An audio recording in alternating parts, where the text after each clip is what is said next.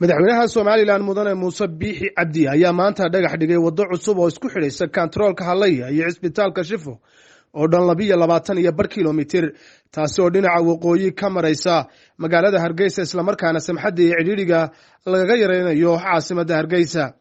munaasabadda dhagax dhiga ayaa waxaa madaxweynaha Somaliland kala qayb galay safiirada dalalka Ingiriiska, Imaaraadka, Taiwan, madaxda kala duwan ee mashruuca DB Wall, gudoomiyaha xisbiga UCID, xubno ka socday golaha wasiirada, barasaabka gobolka Maroodijeex, maayirka iyo ku-xigeenka caasimadda iyo mas'uuliyiin kale oo aad u tiro badan. ugu horreynba waxaa halkaasi ka hadlay madaxa mashruuca berberi corridor injineer Ciise Yuusuf Maxamed Xamari, madaxa DB Wall ee u qaabilsan mashruuca berberi corridor Master Angus Miller, iyo safiirka dowladda Ingiriiska Ambassador Kate Foster oo iyadu dowladeedu hirgelinaysa wadadani, iyo wasiirka wasaaradda gaadiidka iyo horumarinta jidadka Cabdullaahi Abubakar Cismaan. haddii aan u soo noqdo wadadu waxay u qaybsan tahay 6 qaybood, 5 qaybood oo kamid ah waxay naga maalgelinaya dowladda Imaaraadka Carabta oo jecel in halkan uga mahad celiyo. waxa weeyaan 0 kilometer ilaa 78 oo qayb ah section ah. qaybta labaad oo ah 78 ilaa iyo Hargeysa. qaybta saddexaad oo ah bridge-yada oo ah 6 bridge oo 4 kamid imka gacanta lagu hayo iyo 24 Calfar Burgos.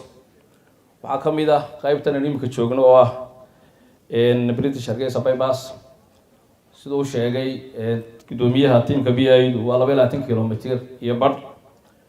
waxaa kaloo jiri doona qayb labaad oo aan ka wada soconno qolada dowladda Ingiriiska inay nagala shaqeyso oo ah wajaale lafteedu waxay kamid tahay caqabadaha ka jira wadadan oo iyadoo lafteedu u baahan in loo sameeyo bypass. waxaa loogu talagalay inay wadadani markay dhamaato capacity ah maalintii inay mari karaan ilaa iyo ugu yaraan ugu badaan 1,000 loori baa mari kara maalintii, halka imika ay maraan magaalada 30 ama 40 hadday ugu badato.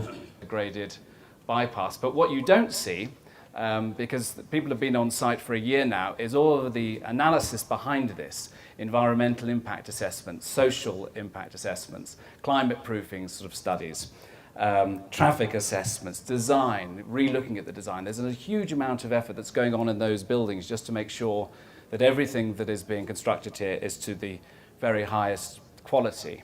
And I'm particularly happy that the UK contribution here is focused not only on supporting enabling the trade corridor and the movement of trade and goods across the region, but really focusing on the developmental aspects around the road as well. So this is also about bringing investment and opportunities and a developmental corridor to this area as well. That's a very important issue from a UK perspective. ugu dambeyntiina waxa uu madaxweynaha Somaliland mudane Muse Bixi Cabdi si rasmi ah u dhagax dhigay wadada weyn ee 200 oo socon doonta muddo ku siman 22 bilood oo haatan ka bilaamaysa, isagoona soo kormeeray wadada cusub oo inteeda badan carratuulkii la dhigay. qarar ahaan wadooyinka oo aad iyo aad inooga dayacan ama ayna wadooyin hagaagsan malahayn, waxaynu u baahannahay inaynu maskaxyo muruq soo geyno si aynu wadooyin u dhisnahay. inta laynaga caawiyana waa alxamdulillah, laakiin inagu waynu dhisi karnaa qabaa wadooyin badan. waxaan jecelahay inaan fursad ka faa'iidaysto oon u soo jeediyo qolada ganacsatada ah maalqabeenka dalku inay samayn karayaan wadada Burca Hargeysa oo ay too ahaan lacagteedana ka helayaan waqtigeeda. marka wadadan la furo dhowaan sanadka dambe berbera wajaale ay noqoto wada xamuul oo baabuur waaweyn isjeerayso, ay wadadana aragtay oo ay dhuuban tahay, waxay la tahay socodka dalka ee bari iyo galbeed iyo isku geli maayaan wadada dekeda u shaqeeya. marka waxaynu u baahannahay inaynu degdeg u furo Burca Hargeysa. taana waxaan ku dhihi lahaa maalqabeenku lacagtaa waa la heli karaa, waana ka heli doonaan macaashkeedii iyadaba inaynu ku dhiirano. Cabdirashiid Cabdiwahaab Xuseen, Universal TV, Hargeysa.